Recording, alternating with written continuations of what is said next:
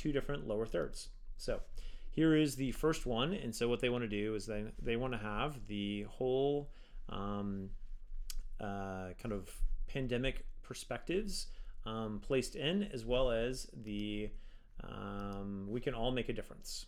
And that should be at the very end of the actual video. So for instance, let's take a look at Janelle's. You don't necessarily want to put the lower third at the beginning right away, because here hers specifically has text as it's coming across. We have his lower third right there. So what I think is probably going to work is right after that lower third goes away and then we get to the next shot. That's probably going to be the best place to actually add the lower third. So I'm just going to drag that, drop it on top of it, and the cool part about that is this becomes a transparent. So as you can tell there, it's rendering, so I'm just going to give it a second to actually render. There it went away. And we can't afford to be tired just yet.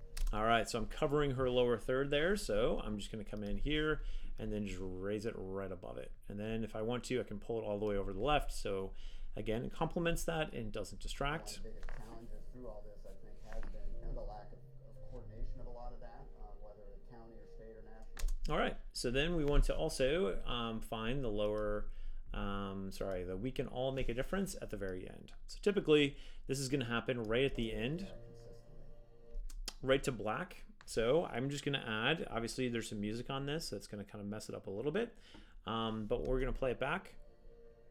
So we're going to add it in between where it goes to black and then where, let's see if I can just arrow over. You know what? Let me just see if it fits.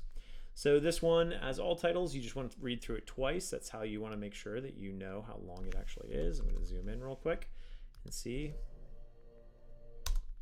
So it looks like that slipped over. We don't want him covered, so I'm just going to go over one frame. And then, so there's probably needs to be just a little bit of extra. So I'm just going to go Option W, and then I'm just going to slide that over so that we can. And obviously that's going to mess up the music a little bit, but I can do that. And then as a little trick, what you can do is I can double click this and then I can bring that over.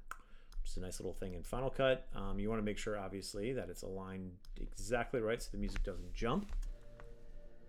Oh, sorry. And then I'm going to take this and then I'm going to take this. Whoop. Shoot.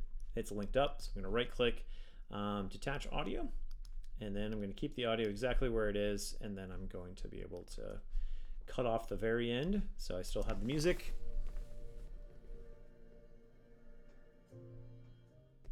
Cool. So that's how you can actually do it. When you finish it, as usual, go ahead and make sure that you go Master File in Final Cut, and then make sure it's H.264, so you give me a really good version to be able to export. Should be in the hundreds of megs.